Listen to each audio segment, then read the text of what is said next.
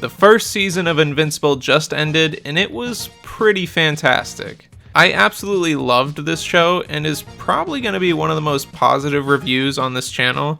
I'm a little negative on a lot of the movies I talk about. Cursed might be one of the worst shows I've ever seen, so I shot up on some of my cat's insulin. Her name is Cho Chang. The Deathly Hallows Part 1 is fucking boring. 1 out of 10 or less, but I really like Invincible. Now, I would usually do spoilers because I prefer to make my videos that way, but I want you guys to go watch this because I think it's a really good show. So, we're going to go over non-spoiler stuff first, and then get into spoilery stuff at this time code. The story of Invincible follows a high schooler named Mark Grayson, who gains superpowers and goes by the name Invincible. He learns to become a hero from his alien father, Omni-man, who is the most powerful superhero on Earth. But he's actually not that nice of a guy. If I were to describe this show, I would say it's a mix between The Boys and Spider-Man. Mark is a relatable teenager who's gifted with amazing powers, but learns that he can't do everything on his own. His powers don't make anything easier than his life already was, and in fact, it really makes his life much more difficult and horrible at times. One of the defining features of Invincible is the violence. Now, this isn't your normal superhero violence of a few scratch marks on the face and some blood on the lips. This is the superhero violence where people are brutally, and most of the time in a gruesome way, fucking murdered. Not only does this increase the tension of every fight scene, but also a feeling of suspense because you don't know who could die next. Because no one really feels safe in this show. And even though at some points it does feel like it becomes too much, I can't really criticize that because that's what the writers want you to feel.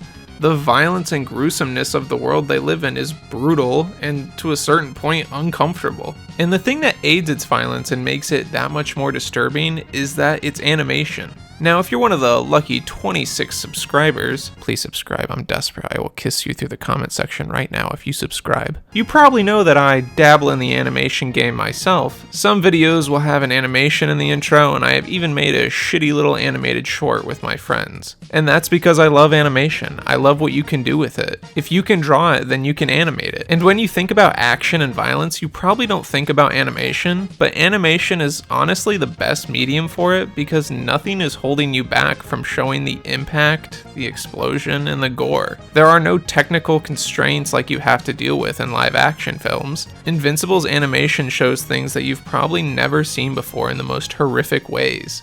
They don't hold back, and people die in some pretty creative ways. The show also feels surprisingly episodic, with each new episode having a new villain or new challenge to overcome, and it does a good job of weaving the episodes into one cohesive story. It's not like Game of Thrones where the entire season is made up of episodes building to a conclusion, and it's not like Family Guy where one episode doesn't connect to the next. It's a bit of both, and you don't really get that too often. Alright, that was the end of the non-spoilers, so now I'm gonna get into spoilers. You have been warned. 3, 2, 1. One of the best parts of this entire show is the voice acting.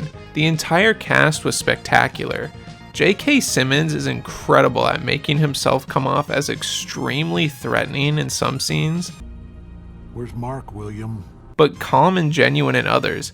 Just knock some sense into the guy and throw him back where he came from. Easy. I swear he doesn't even change his voice that much. It's just the presence he has in his voice, accompanied with the animation, makes him so daunting as Omni-Man. I love how Omni-Man doesn't even use his feet half the time, like he's just too good for stairs or walking, and doesn't want to degrade himself to the way humans move. It's also just kind of funny sometimes just watching him float.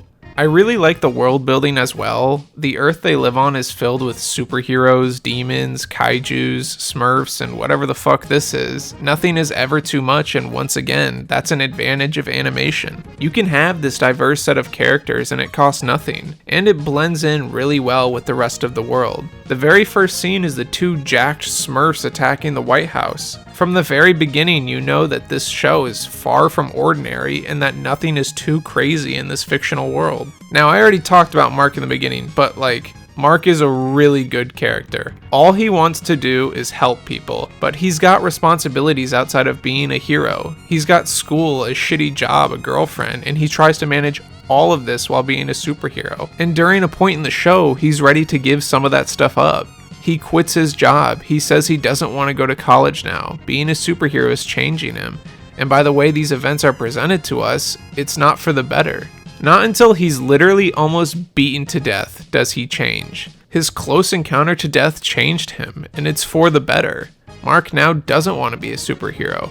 He wants to go to college and wants to dedicate himself to Amber and get away from the superhero world as much as possible. But no matter what he does, he keeps getting pulled back in, and I really like that. I like the way they make being a superhero not fun in games, but a serious responsibility that has consequences. I also love the way they display the opening title card. Every episode they add another splatter of blood over the name Invincible, showing the show is getting more and more violent. And it's ironic that blood splatters over the name Invincible as well, reminding us that Mark is in fact not actually invincible. The music in the show is also used in an interesting way. Instead of a normal orchestral, epic, uplifting score, they use modern rap and pop music to frame scenes.